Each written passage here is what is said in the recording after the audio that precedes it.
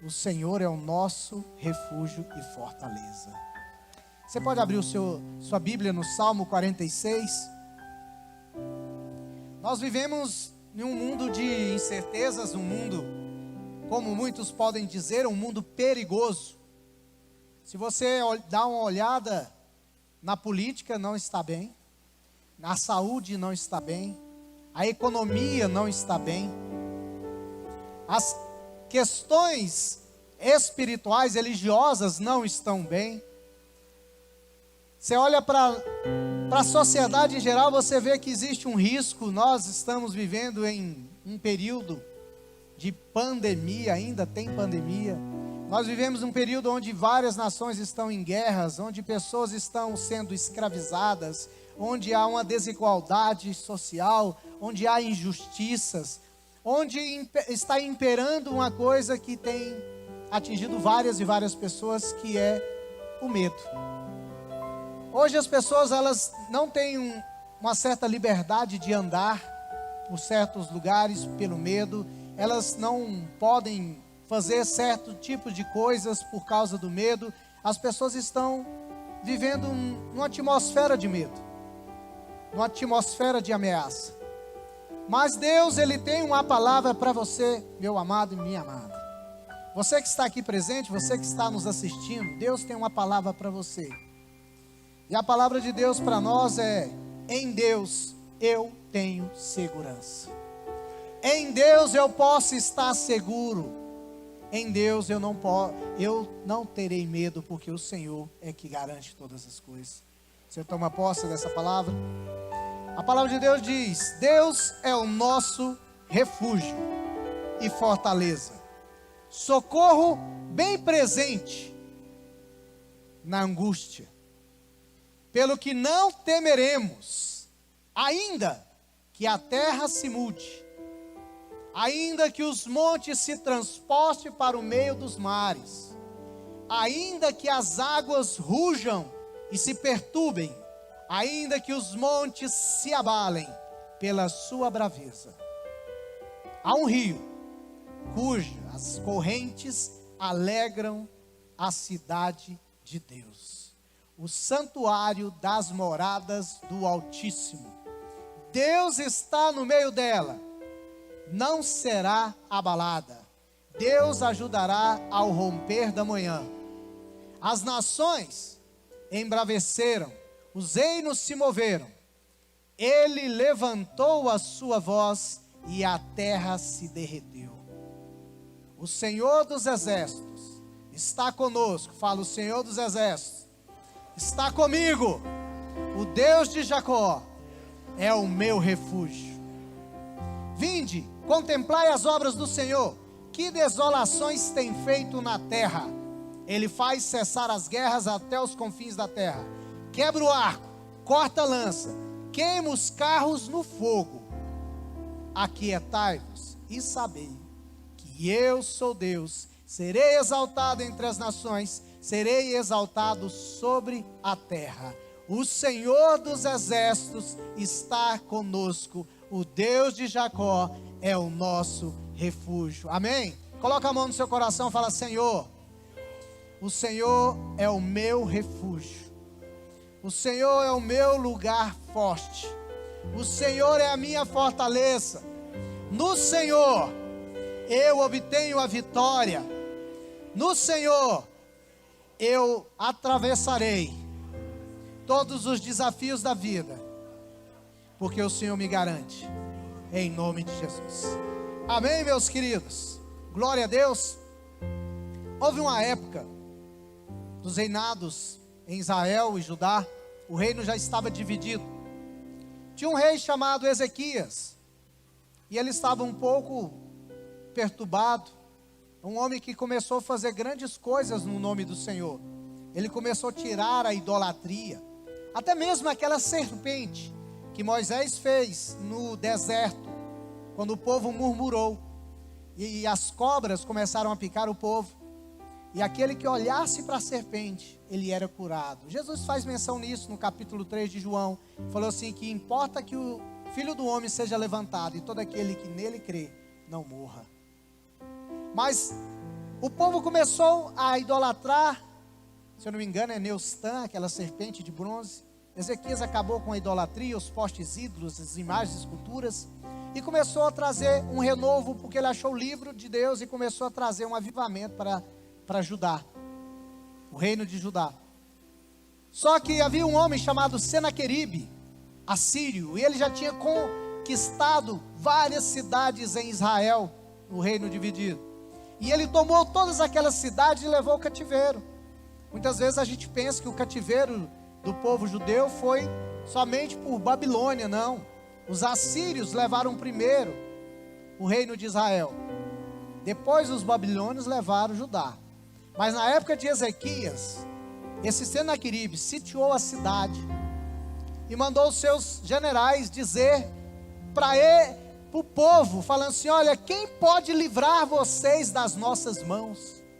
Quem pode livrar vocês? Você vai confiar no faraó do Egito? Aquilo lá é uma cana quebrada, aquilo lá não vai dar conta de nada.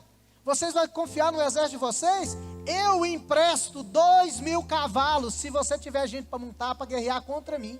Imagina um homem tão audacioso, tão violento, dizendo o seguinte: já que vocês querem lutar, já que vocês estão confiando na força de vocês, eu vou dar até parte do meu exército para você ver se vocês conseguem alguma coisa, porque vocês não são nada.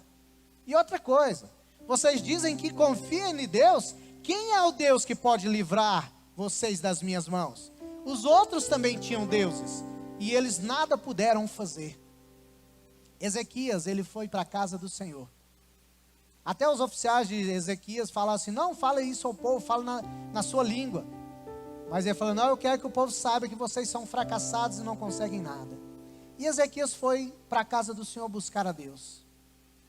E o profeta Isaías, você vai ver isso em 2 Reis capítulo 18 e o capítulo 19.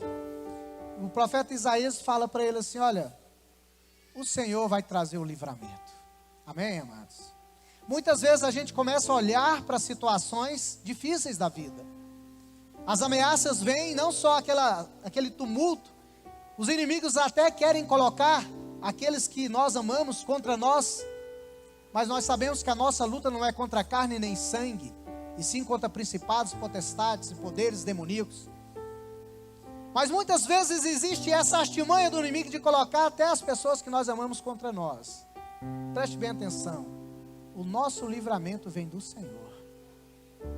O salmo que nós lemos aqui faz menção desse grande livramento de Deus para aqueles que nele confiam. Você confia no Senhor? Como aquele rei, ele falou assim: eu só posso me refugiar em Deus. E Deus falou para ele: pode ficar tranquilo. Sabe o que aconteceu?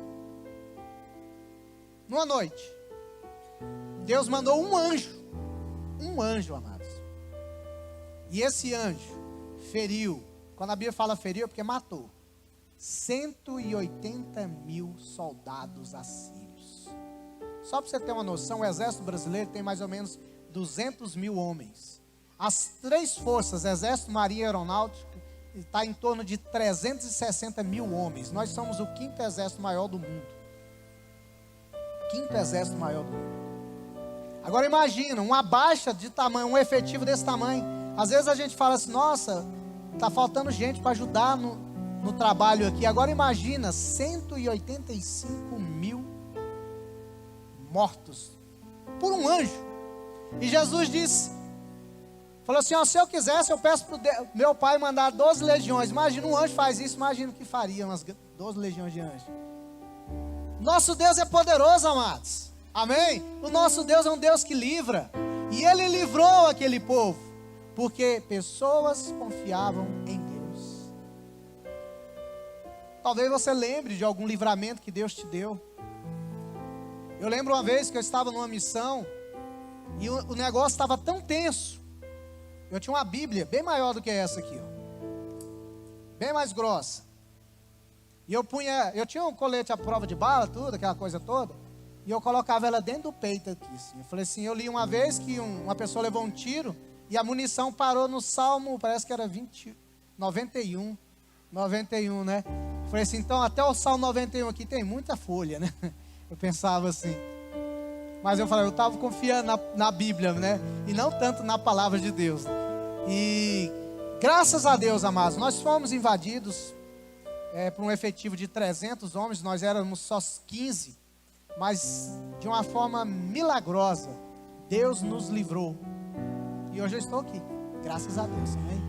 Então, você também pode trazer na sua memória, em algum momento da sua vida, que Deus te trouxe um livramento de morte, que Deus te trouxe um livramento de uma perturbação, de algo terrível, porque o Senhor, nosso Deus e Pai, Ele cuida de nós.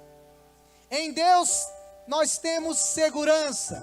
Em primeiro lugar, o versículo 1 diz: Deus é nosso refúgio e fortaleza, socorro bem presente nas tribulações.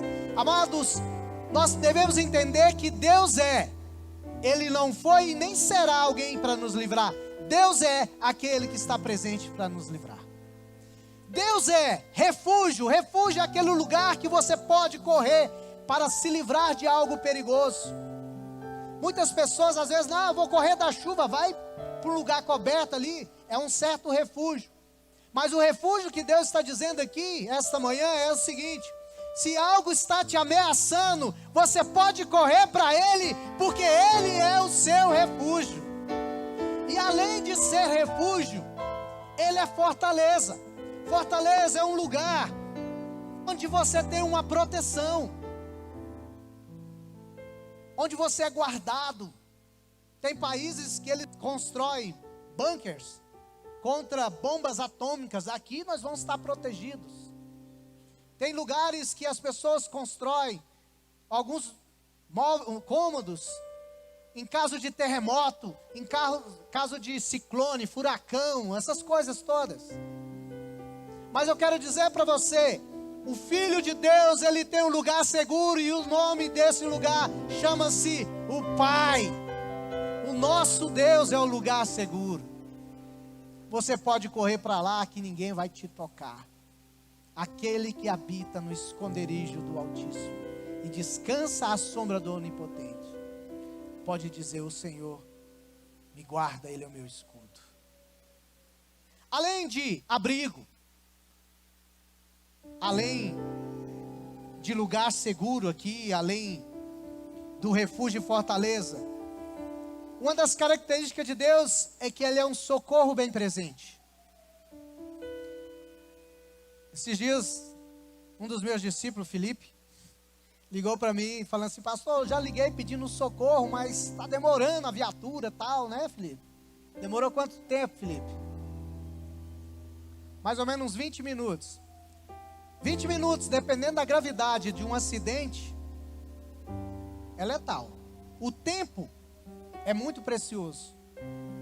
E Deus é aquele que, se você está precisando de ajuda, meu querido, Ele é o socorro presente. Ele não vai demorar 20 minutos. Ele está com você. Ele está conosco. Ele é um socorro tão presente que Ele garante isso para nós.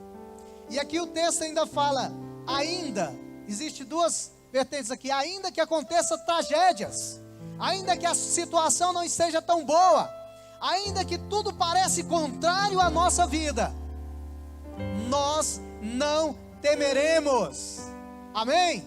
Nós não temeremos, porque o Senhor é o socorro presente. Então Deus é o socorro presente.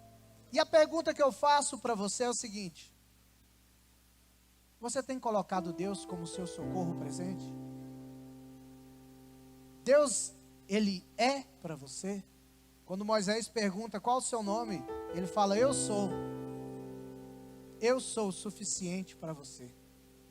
Eu sou aquele que está com você agora, ainda que possa vir tragédias. O Senhor mostra para nós, através desses versículos aqui, que existe uma proteção sobre as nossas vidas. Existe um cuidado, uma segurança sobre cada um de nós aqui. Nós podemos andar com fé, confiantes que Deus é aquele que nos guarda. Ele é a nossa proteção. Amém? Glória a Deus. Deus cuida de nós. Segundo lugar, versículo 4 a 7 vai dizer o seguinte: há um rio cujas correntes se alegram na cidade de Deus, o santuário das moradas do Altíssimo. Deus, está no meio dela, jamais será abalada. Deus ajudará desde o romper da manhã. Pode bramar as nações, reinos se abalam. Deus faz ouvir a sua voz e a terra se dissolve. O Senhor dos Exércitos é o nosso refúgio e fortaleza. Amados, aqui em segundo lugar, Deus está. O Salmo nos ensina que além de Deus ser a nossa proteção, o nosso lugar seguro, Deus, Ele está presente em nossas vidas. Se você observar, aqui fala que há um rio cujas correntes alegram a cidade de Deus. Nós sabemos que Jerusalém é considerada a cidade de Deus, mas nós sabemos também que Jerusalém não tem rio. Então é a menção que o autor desse salmo está dizendo é a seguinte: a habitação de Deus não é mais simplesmente numa cidade, não é mais simplesmente num templo, num prédio, numa construção. A habitação de Deus agora está em você, em todo aquele que crê. Nós somos, fala assim, eu sou a habitação de Deus. Amém? Então, amados, a presença de Deus está em nós. E quando a presença de Deus está em nós, Deus passa um rio de alegria em nossas vidas. Porque a gente sabe, quando a coisa está difícil, a gente vive triste. O semblante das pessoas denunciam como elas estão. Você pode olhar para as vidas, você pode estar passando por um lugar cheio de gente, e se você observar cada rosto, você vai perceber quem está bem e quem não está. Porque o corpo fala a condição da alma. Mas aquele que tem Deus na sua vida, ele pode pedir o socorro de Deus e falar: Senhor, passa o teu rio de alegria, alegra o meu coração, alegra a minha vida, traz um motivo a mais no meu coração para que eu possa glorificar o seu nome, porque o Senhor está comigo, está no meio dela, está comigo e eu não serei abalado. Eu não serei abalado por notícias, eu não serei abalado por situações, porque o Senhor é aquele que traz a sua presença e a tua paz. Está recebendo aí, amados? Você crê em Deus que pode fazer isso? Você pode ter até entrado aqui de uma maneira assim: nossa, está tão ruim, a situação está tão ruim, eu não sei nem o que está acontecendo, mas eu não estou sentindo tão bem. Mas eu quero dizer para você que o Espírito do Senhor começa a trazer um novo renovo no seu coração. Que o Espírito do Senhor começa a trazer um renovo na sua vida, de maneira que você possa se alegrar no Senhor, de maneira que você possa ter prazer na presença de Deus, porque Deus, além de estar presente, Ele está trabalhando ao seu favor. Ele fala que Deus está presente no romper da manhã. Deus já preparou esse dia para cuidar de você. Deus já fez coisas extraordinárias para que aconteça na sua vida, para que você possa sentir bem na presença dEle, e você possa olhar para Ele e confiar nele, porque Ele está presente e cuidando de você. Deus está trabalhando. E uma coisa interessante aqui é que fala que o Senhor está conosco. A palavra de Deus está dizendo aqui, diante das guerras, Deus está do nosso lado. Tem uma palavra que diz lá em Romanos: se Deus é por nós,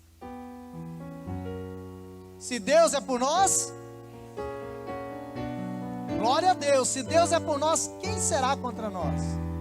Agora, se Deus não for por nós, quem pode nos livrar das mãos do Senhor? Já parou para pensar? Nós acreditamos que estamos na condição desse lado. Deus está comigo.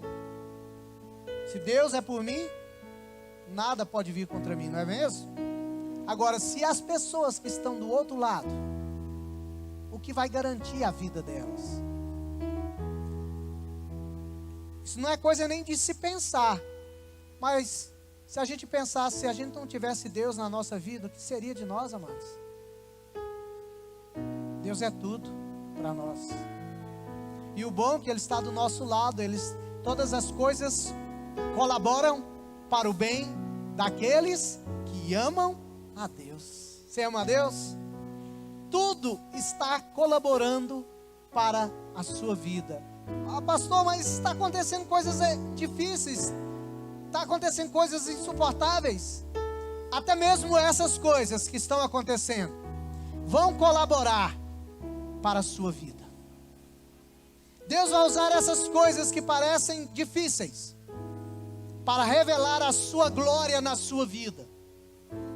Mesmo que você possa estar passando por algum problema difícil na vida, isso tudo vai se redundar em glória, em louvor, em testemunho, para glorificar o nome do Senhor na sua vida. Então Deus está do nosso lado, Ele cuida de nós. Terceiro lugar, Deus faz, versículo 8 a 11. Venha contemplar as obras do Senhor, que tem feito desolações na terra. Ele faz cessar as guerras até os confins do mundo. Quebra o arco, despedaça a lança, queima os carros no fogo. Aquietem-se e saibam que eu sou Deus. Sou exaltado entre as nações, sou exaltado sobre a terra. Primeira coisa que nós observamos aqui que Deus faz. Existe um conceito de deístas que eles dizem o seguinte: Deus até criou o mundo, mas Ele deixou a criação, nem a Deus dará, né? Deixou a criação ao seu bel prazer. É como se Deus pegasse um relógio e desse corda e falou assim: agora se vira.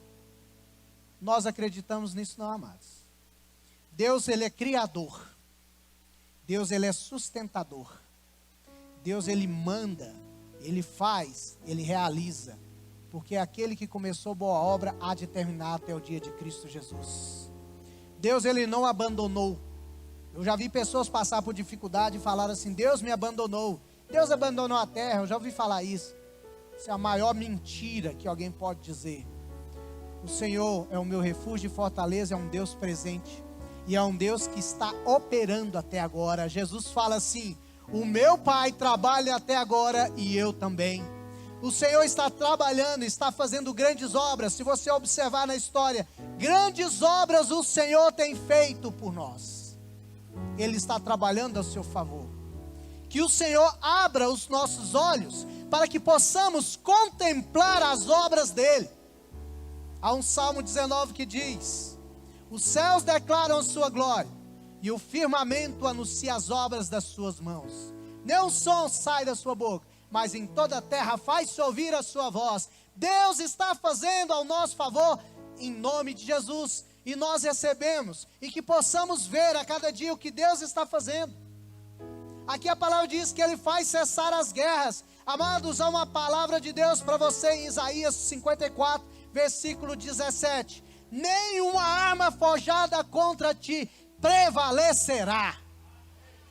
Nenhuma arma forjada contra você, nenhuma arma que foi construída, projetada para destruir a sua vida, poderá ir contra você, se você estiver ligado no Senhor. Uma das armas que o inimigo tem usado para acabar com os crentes é o desânimo. Muitas pessoas: eu estou desanimado, eu não estou querendo mais nada. Rejeita isso da sua vida. Toma posição. Começa a dizer para você mesmo: ó minha alma, louva o Senhor. Começa a dizer para você mesmo: eu tenho um Deus que cuida de mim. Ele é Pai. Ele não me deixou na mão. Então eu não aceito essas mentiras, essas armas do inimigo, essas fortalezas que tenta se levantar contra o conhecimento de Deus. 2 Coríntios vai falar isso. Toma posse, a maior guerra que existe é na sua cabeça, onde o inimigo quer lançar dúvidas, onde o inimigo lança pessoas para desvalorizar você, para tirar aquilo que Deus já falou a seu respeito. Você é amado, você é valorizado, você é uma pessoa especial, você é único, você é única, não tem ninguém igual a você. E você sabe o valor que tem de algo que é único. Você tem um grande valor em Deus. Em Deus não somos nada, sem Deus não somos ninguém, mas em Deus nós temos valor, porque somos dele, e Ele pagou um preço precioso por nós. Nenhuma arma forjada virá contra você. Esse texto também fala que Deus tem obras. Se você observar a história desde a criação do mundo, o que Deus tem feito, o que Deus tem planejado, o que Deus tem realizado, você vai contemplar que Deus está interferindo na história para o bem do seu povo. Ele tem cuidado de nós. E o nome do Senhor é conhecido. No Antigo Testamento, existia um conceito assim. Quando havia uma guerra, os exércitos, eles sempre falavam que eles tinham um Deus. Aquela nação sempre falava que tinha um Deus. Os filisteus falavam que tinha Dagon, né? Os outros lá tinham vários outros deuses. Israel tinha o Senhor dos exércitos. Olha só. E o resultado da batalha redundava em glória para o Deus pelo qual venceu a batalha. Então, quando Israel vence as batalhas, ele glorificava o nome do Senhor. E quando você vence as suas lutas, você está glorificando o nome do Senhor na sua vida. Quando você toma posição e fala assim: eu vou enfrentar essas batalhas, eu vou enfrentar esses desafios, no nome do Senhor, como Davi fez, todo mundo com medo de um gigante, ninguém ali, todo mundo treinado, com medo, gente forte, gente habilidosa, mas todo mundo com medo, ninguém tinha coragem de falar: eu vou. Chega um menininho, trabalhava no iFood, levando queijo, levando lanche para os irmãos na guerra, fala: o que está acontecendo aqui? Não, eu vou em nome do Senhor. Davi glorificou o nome do Senhor, porque ele teve confiança no Senhor. Ele não confiava nele, ele confiava no Senhor. Eu não vou na minha força. Então as nossas lutas não é vencidas pelas nossas forças, não por força nem por poder, mas pelo meu Espírito, diz o Senhor. Toma posse disso, meu querido e minha querida. Toma posse disso. E aqui, por último, Deus, Ele revela o seu poder. Josafá, ele foi para a guerra, e Deus falou para ele assim: olha, vocês não vão pelejar, eu vou pelejar por vocês. Os inimigos começaram a matar eles mesmos. Eu vou falar para você, você pode se sentir fraco, você pode ter até seus medos, você pode ter falando e colocando desculpas, até limites em você, mas nunca limite Deus. Nunca limite o poder que Deus tem. Confie nele, porque Ele vai vencer as suas lutas por você. Deus é um Deus poderoso.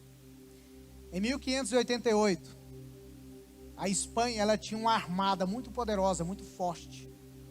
A gente sabe que na Europa ali havia várias guerras ali de territórios.